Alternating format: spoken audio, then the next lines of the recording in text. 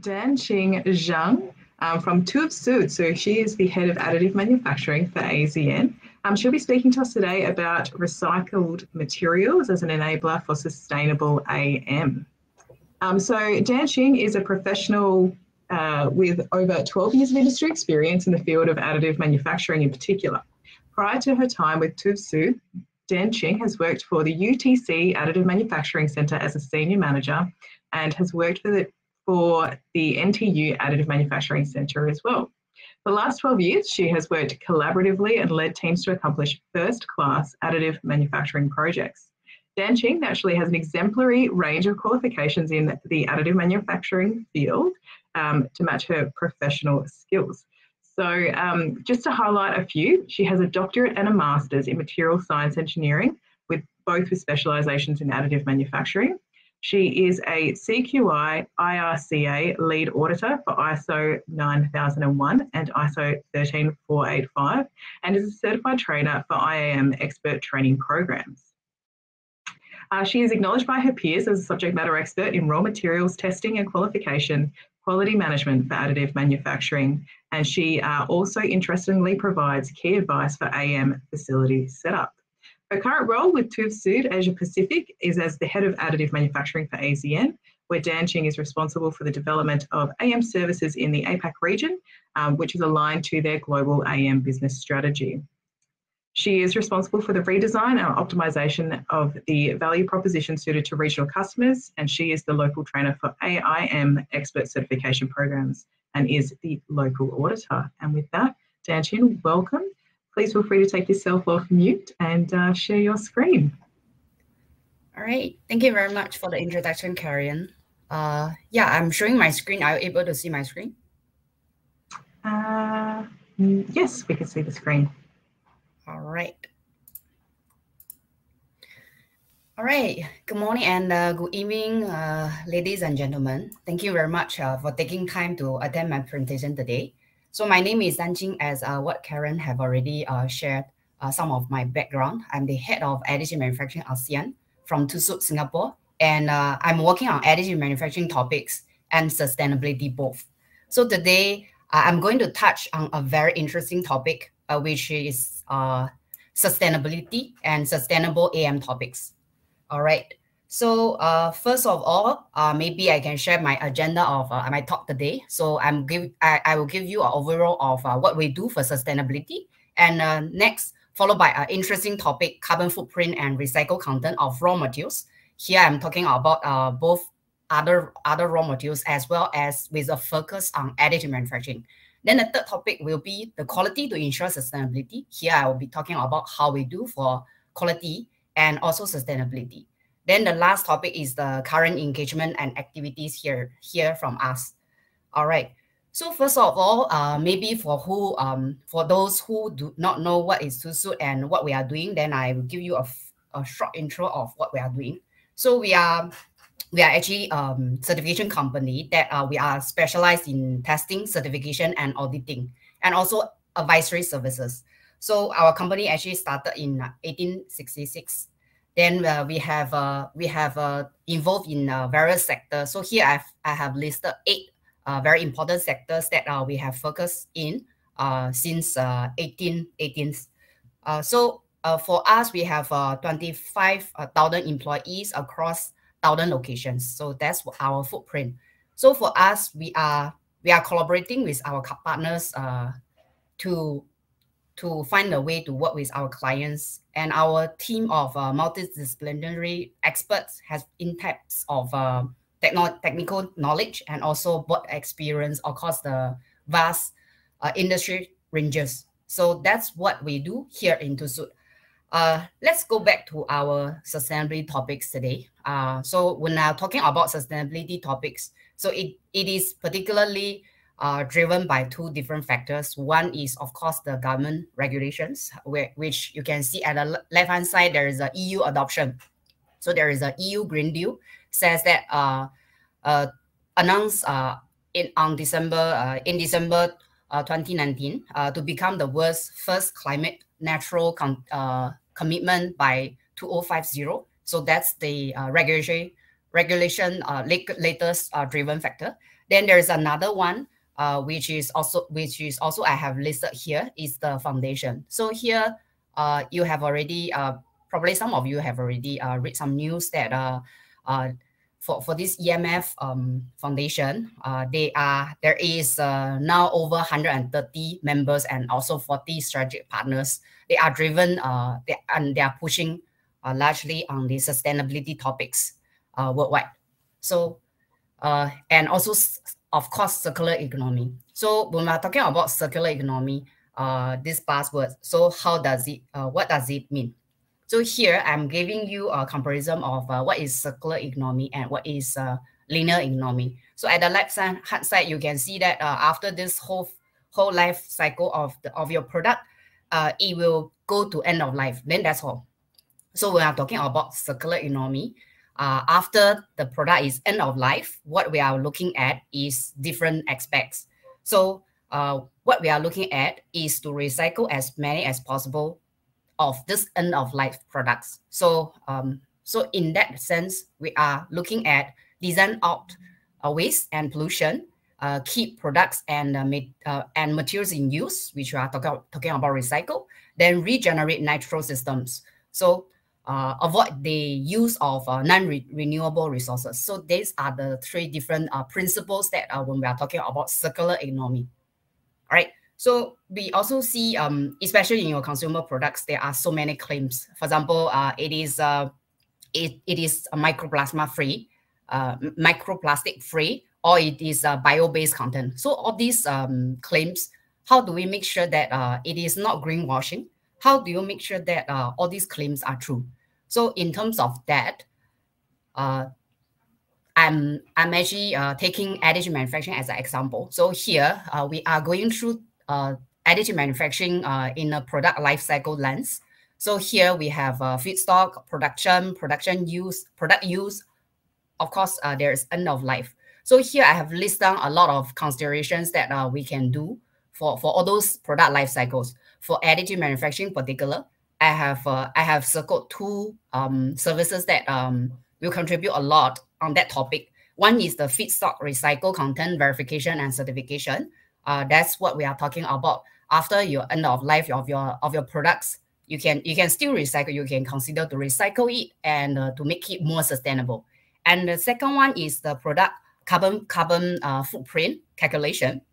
So here we are talking about, for example, your production line and also your whole process chain, how to calculate your carbon footprint, how to reduce your carbon footprint, and how to certify that you are carbon neutral. So these are the focus that I'm going to slightly touch today to give you an overview of what we can do for sustainability on additive manufacturing. All right. So the second one I'm going to talk about is that two different aspects that we can consider to do for in terms of raw materials, for example, for additive manufacturing. All right, so here I'm actually giving you an example of what we do for one of the OEMs that fabricating AM powders. So in this case, it's plastic powders. Of course, it can mirror or extend to metal powders as well. So in this service, what we did is that we are verifying and calculate the product carbon footprint according to ISO standards to substantiate the value, because there is always a value that we will be, the companies will publish and we will be verified and certified. And also we are verifying the statement issued after the verification activities that's what we do for this qualification and verification activities. And also we are further verifying of the offsetting compensation in order to become carbon neutral. So that is based on another standard, which is PES 2060. So these are the activities we have done for certifying this production line of carbon neutral. So this is actually the Advanced Laser Materials, ALM. This is a US company leading materials development for additive manufacturing. So that's what we do for them. And of course, for your production lines, this is also feasible. So whenever you are using, for example, carbon neutral powders, or you want to calculate the carbon footprint in your whole process chain, that's possible. All right. The next topic The next one, we are going to touch a little bit on the steel recycle content. So I'm only taking steel as an example to representative the metal. So in terms of recycling of metals, there are two different aspects. One is ferrous steel. Then the other one is non-ferrous steel. So non-ferrous materials. One is ferrous materials. The other one is non-ferrous materials. So here, when we're talking about steel fabrication, there are actually two different aspects when you are talking about how to fabricate a steel. So there is one method, which is electric arc furnace. It actually allows up to 100% scrap use in steel production. However, often primarily steel is mixed in to allow for efficient equipment use. Why is that? Because to make sure that your equipment is efficiently used, most of the cases the company will mix with primer steel. Primer steel meaning is that's still raw blocks, raw materials. So in that sense, here comes the question. And I mean, your equipment allows you to recycle 100% of the scrap materials, but most of the cases they are not doing it.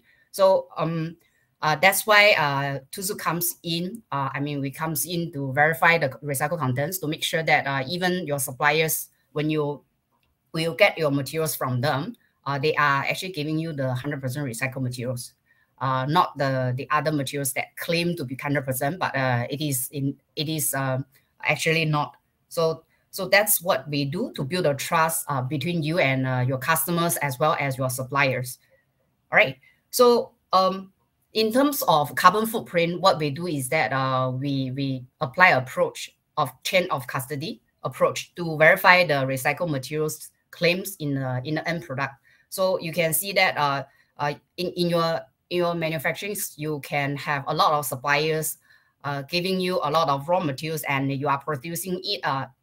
At the end of the day, you can get your final product and send to your customers. So in that process, what we do is that we base on all those ISO standards, for example, 14021, and also EN standards, another ISO standards, to carry out two activities. So the first one is, of course, on-site auditing and desk auditing. So which we will review your documentations, of course, and also all the evidence. I mean, this is paper exercise. Paper evidence that we are going to gathering from your factories. Then the second activity is test. Of course, we will need to conduct a few tests to verify that the recycled content is indeed this percentage. So that's what we do for this verification process, right? So touching on all those two different aspects, I'm going to touch on the focus on today, which is quality to ensure sustainability. Here, when we are talking about to reuse, recycle, and even repair of the products, one of the concerns is definitely the quality, because we all know that some of the powders, if you we don't talk about recycle, if we reuse so many times, the quality is going to be changed, and the morphology is changed, everything is changed. So the quality is affected. So that's what we are experiencing in our production. So trust in materials composition and compliance with intended use is key. So that's what we understand from industry and also from our experience of working with our clients. So here I'm actually showing the circular economy life cycle process of recycling metals. So here, of course, I have highlighted a few points that we will need to focus on quality. For example, recycle quality and consistency out of sorting. So, and also the composition of the materials mix, then the quality and safety of the final product. So all those are the aspects that we will need to ensure quality. In terms of then we are able to recycle the materials comfortably and without affecting the quality of the final product. All right. For raw materials, I believe everyone we know it. We know what we are doing, what we are using in additive manufacturing in terms of raw materials. So here I'm showing a little, just a few types of raw materials here. Only plastic. I think in this case. So there are FDM materials, filaments. At left hand side, you can see all these filaments. It is widely used in FDM technologies, and also we have machines can even use granulate, also plastics, and also photopolymer resins for SLA, as well as other technologies. Of course, metal powders as well as metal filaments in some of the cases. So of course, in our traditional business, we are focusing on certification testing and inspection. So what we are doing is, yes, we inspect and certify the raw materials. But in AM, there is so unique because we have recycled, we also have reuse. So we are going to touch on what we do for those. So for recycled filament, I think this is very hot, and a lot of companies, they are already doing it. So they are trying to recycle all the filaments to become new. So we just give some background of the statistics. So as we just do a simple calculation, we have already know that there are so many desktop FDM printers installed worldwide. And if we assume 20 kg of consumption of each printer per annum, then this translate to 134 million kg of plastics. So that's a lot of materials being used. So certain percentage of that is become waste materials. So we are trying to recycle all those materials because it is going to be a impact on the environment. So, and we also know that it is true that the quality of the polymer can degrade after repeated extrusion cycles, resulting in poor mechanical properties. But however, the engineers also found that recycled filament of 3D printing is possible with minimum loss of strength. So here, in this case, what we are trying to help is that to help in those two aspects, how to ensure the quality of the recycled filament. Is it able to perform at least 95 or even 100% of the qualities that the raw filament is able to achieve? Then can I trust the claims of the recycled filament? If they say I'm using 70% of the recycled materials, is it true? So those are the other aspects we are coming in, and we are trying to help our clients to solve. All right. So here comes to our also a very important topic on the reuse. In powder bed fusion and also in powder bed fusion technologies, plastic powders and metal powders are used during the process. This is actually an enabler for the circular economy for addition for AM technology. But however, some of the particles in the reused powders are subject to change in physical and chemical properties due to spectral or heat conduction in the powder bed. So you can see here, I'm showing two examples. At left-hand side, this is a multi-jet fusion process. After you are using 1 year of the, after you are recycling 1 year of the powders, of course, there is a frequency, there is a printing, packing density. All these are take into all these are contribute to how fast your powder degrades. So you can see the color and also the morphology. In this case, this is the metal morphology. You can see it is already changed. And you can even visually see all those impurities on top of your powders. So these are the aspects that so that's why we have concerns on reuse all those powders in certain applications. For example, critical applications, when you specify all those applications are you can only use virgin powders in quality aspects. You are not able to use all those recycled powders. So how do we maximum the usage of the powders? So that's the question, because we will need to study, and also for different factories, they have different recycle strategy, and also they have different printing schedules. So we will, so for TUSUD, we are actually applying approach that systematically analyze your quality of your powders so that you can have your best strategy and recycle as max as possible to enable to sustain your business and make your business more sustainable. Right. On top of that, we are also, as I mentioned just now, we are also ensuring the quality of the products. So, for example, I'm showing here is an example that we have done for our local industry, transportation industry. So they have this problem statement that they want to replace one of the part, two of the parts actually, assembly into a 3D printer parts. So what we are doing here is we are simulating the same functional. We are simulating the same environment in order to make sure that it is safe to use, and it is able to replace the the traditional way of fabricating this product. And this is also a very important important project we have done as well. So in Singapore, in the early days, we do not have enough supply for the meso swab. So what we did is that we use a 3D printing one to print it to replace the injection molded one temporarily. But what we need to do is that make sure that this thing won't break in people's nose, and it won't cause any damage. So what we did is that we help our local industry to make sure that the quality is there. So that's what we do in terms of quality, sustainability, as well as safety. All right. So here almost come to the last topic of my presentation. So for sustainability topics, just a quick summary. So we have two big topics. One is sustainable technologies, where we are talking about sustainable energy, new mobility. Then there's another one is sustainable aspects. So all those topics. So if you are interested in any of the topics, you can simply reach out to me, and we can collaborate. We welcome collaborations on all those topics. All right. In conclude, what we do for our customers, we are able to, of course, ensure the feedstock materials quality through our testing and qualification, and also sharing our expertise, advice on AM quality, safety, and sustainability, and also, of course, make sure that your claims are true, and your suppliers' claims are also true. So here summary, we are actually a TIPE partner to ensure that the AM supply chain move from bust to business. All right, here I have come to the end of my sharing. Thank you very much. All right. Awesome. Thank you, Dan Ching. We've got a question in the chat from Yukon Wu.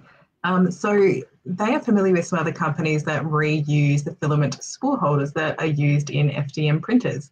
Does TU of Sud provide the service of reusing the filament spool holders that are used in FDM printers? All right. So for this question, actually, we do not have a case study to share that we have already done this project. But of course, we can explore the possibilities, and we can do it together. All right. So okay, we can discuss and do it together. I mean, for us, what we do is that we have some projects to test the filament itself. But not the filament spool holders. Yeah. Great, thanks for that. I hope that did answer your question. I have one from myself, if that's all right. If you had one key piece of advice for industry organisations already established in 3D printing or looking to establish, what would you recommend for these teams to consider to improve their sustainability? One key piece. Okay, so for this for all those companies that you are going to embarking on the system, on the AM topics. So there are one aspect is, of course, the raw materials that you can consider. So you can consider of using recycled materials. Of course, I'm not saying that you have to compromise your quality. Of course, you have to make sure that your recycled materials quality is already there. Which we can work together to make sure that. Then the other one is that during the process, you can also calculate. There is also a carbon footprint you can calculate in each of your processes. So we can analyze it together to see where are the areas, because every companies, they are different. They are using different energy. They are using different water source. They are using different aspects. So we can come in and we can advise you what you can do in order to, for example, reduce your carbon footprint.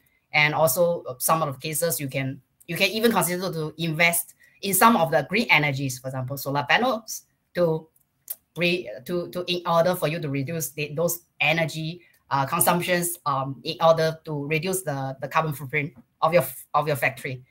In the long run, of course, it will first save the environment, and also give you some savings and benefits. For example, raw materials, you can consider the recycled materials. There will be a cost savings in terms of your raw materials. Yeah. Awesome. And another question here for you.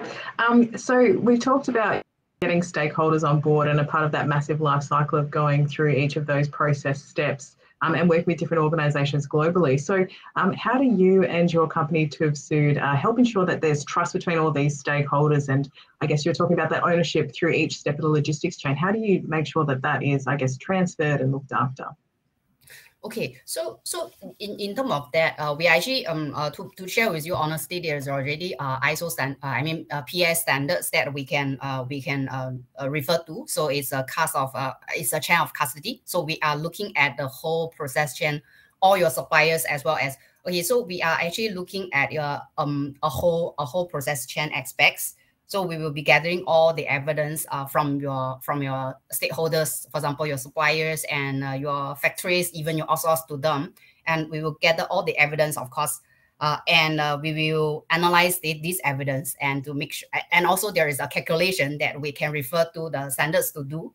Then after that, of course, we will also test some of your products, because there is a test able to pick up what is the recycled content percentage in your final product. So in order to make sure that your suppliers is not giving you the false data and you are not making a false claim to the supplier, to the customers, because once you make those false claims to the customers, then it will have a huge impact on yourself, because your image of your company is going to be affected, and also your trust is going to lost from your from your customers. So that's, I think, is a big concern of huge organizations. Yeah, so that's what we can come in, and we can build the trust. Of course, we can ensure also your quality and also safety when you are putting your products on the in the shops and selling to the customer, selling to the consumers. Yeah, selling to the customers. Okay. And I can see how that's all linked into reputation building for different organisations as well. So we will open it up to a floor for questions. So if there is any additional questions, please put them in the Q&A. But while we get some last questions, I've got one more for you. So in 2022, what is a test, print or process you're really looking forward to undertaking work in at To Have Sued and yourself personally this year? So you are talking about testing, right? Yeah, what's a test you're looking forward to in 2022? Oh, okay. So as I mentioned just now, extensively there is a reuse material. So I know there are a lot of activities going around for this reuse materials. We are not talking about recycle, but we are talking about reuse when we are talking about powder bed fusion technologies. So in these aspects, actually, I heard a lot of different practices, but some of the practices my customers share with me that is just not practical. So they blindly follow a number, which, for example, 15 times recycle. That's all. So that's basically no scientific background. Backup for that statement. So what we are trying to do is that for different companies, because you are having different printing strategy, you have different packing density, you have different height, you have different schedule. So for you and for others, of course, the schedule, the recycle strategy is totally different. So what we are trying to do here is not to give you, you need to recycle 15 times, is that I will give you periodically testing to make sure that, yeah, you are on track. So that's what we are doing in this 2020.